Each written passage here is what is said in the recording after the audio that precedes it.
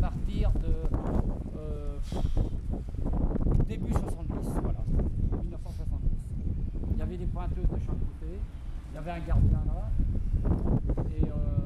et alors ils ont, les premiers mois, ils ont perpétué la première année, ils ont fait exactement comme Normand, c'est-à-dire que à -5, ils fermaient le portail, et si vous arriviez à -4, vous étiez obligé d'attendre devant, et quand vous c'était ouvert à l'heure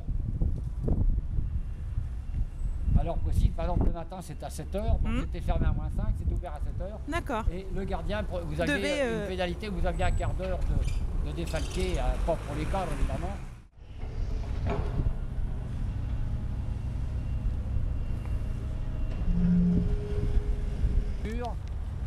Il n'y a plus le bâtiment B évidemment. Il y avait donc au bâtiment B, on avait le garnissage. Le garnissage, donc au début de l'espace. Après, on repartait dans le montage des sièges, puis beaucoup de postes annexes.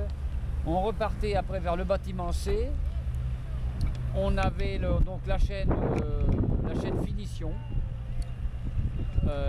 Il y avait différentes retouches sur les voitures. Et après, il y avait toutes les opérations de contrôle. Donc on avait des contrôleurs avec des petits appareils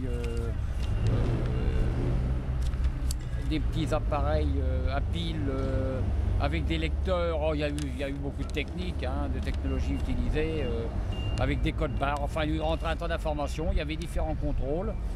Et puis on partait au test de l'eau. Et les voitures étaient terminées, partaient.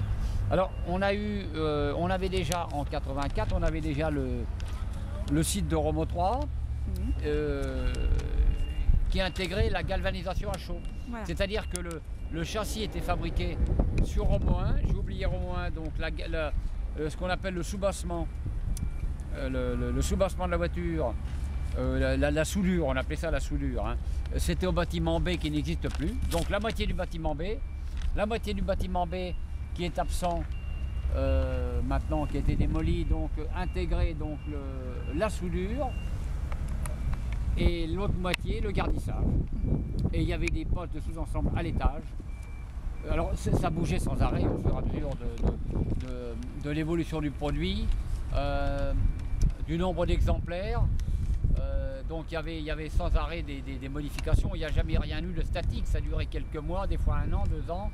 Et donc des bâtiments étaient rallongés, modifiés, changés d'attribution. Et après donc on est passé vers 95, 16, 17, vers 97 sur l'espace phase 2. Il y a eu une très grosse partie produite sur le site qu'on appelle Romo 3, la ZAC de Plaisance.